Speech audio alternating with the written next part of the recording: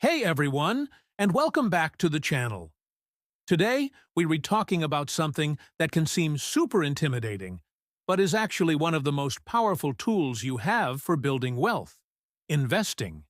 You might hear the word investing and picture Wall Street traders in suits yelling into phones. But the reality is, anyone can and should be an investor.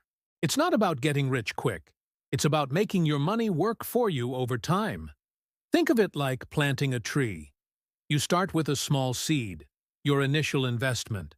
You water it regularly, which is like making consistent contributions. Over time, that seed grows into a big, strong tree that provides shade and maybe even fruit.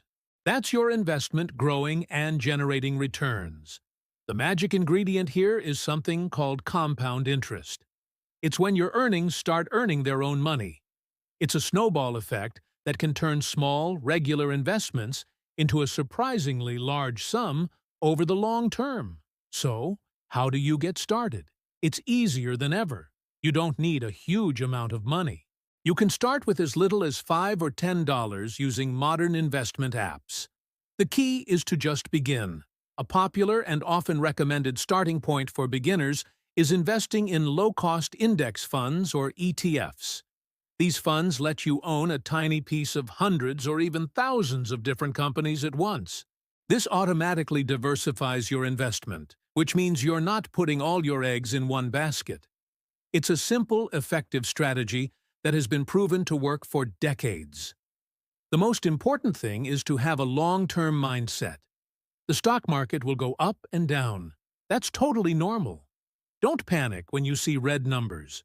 Historically, the market has always trended upwards over the long haul. The goal is to stay invested, keep adding to your portfolio consistently, and let time do the heavy lifting for you. Your future self will thank you for starting today. If you found this helpful, give this video a thumbs up and hit that subscribe button for more content on building your financial future. Thanks for watching, and I'll see you in the next one.